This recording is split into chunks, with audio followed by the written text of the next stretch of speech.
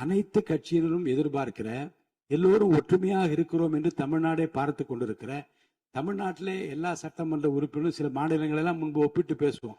அந்த மாநிலத்தை பாருங்கள், எல்லோரும் ஒற்றுமையாக இருக்கிறார்கள். இந்த மாநிலத்தை பாருங்கள், எல்லோரும் ஒற்றுமையாக இருக்கிறார்கள். தமிழ்நாட்டில் இப்படிப்பட்ட ஒற்றுமை வேண்டுமே என்று ஏங்கிக் கொண்டிருக்கிற மக்களுக்கு எல்லோரும் ஒரு சேர நின்று ஒரு தீர்மானத்தை ஆதரித்து ஆம் என்று சொல்லிய பிறகு அந்த தீர்மானத்தை ஒட்டி இங்கு பேச அனுமதிப்பு மறவது அல்ல. விதிகளிலும் அது இல்லை. இருந்தாலும் கூட ஏன் அனுமதித்தேன் என்றால், நீ உரிமை பிரச்சனை என்று காலையில் கொடுத்தீர்கள். அந்த உரிமை பிரச்சனையை எழுப்பதற்கு நான் அனுமதி தருகிறேன். அவை முடிவதற்குள்ளாக அனுமதி தருவேன், அமருங்கள் என்று நான் சொன்னேன். நீங்கள் வெளியேறிய பிறகு இங்கே உறுப்பினர் கருத்தை எல்லாம் தெரிவித்தார்கள். மாண்புமிகு நீர்வளத்துறை அமைச்சர் விளக்கமாக, இன்னும் விரிவாக, மக்கள் ஏற்றுக்கொள்ளத்தக்கவே அந்த விளக்கத்தை எல்லாம் அளித்தார்.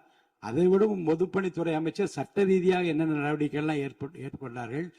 திராவிட முன்னேற்ற கழக ஆட்சியில் எப்படி ஒருங்கிணைப்பாக இருந்து இந்த கருத்துக்களை எல்லாம் சொன்னார்கள். முன்னால் அனைத்து இந்திய அண்ணா திராவிட முன்னேற்ற கழக ஆட்சியிலே என்ன நடந்தது என்று இந்த பிரச்சனையில் அடிப்படையில இருந்து நுனிவரை எல்லா விஷயங்களையும் அலசி ஆராய்ந்து பார்த்து இங்கே அவையிலே பேசிவிட்டார்கள்.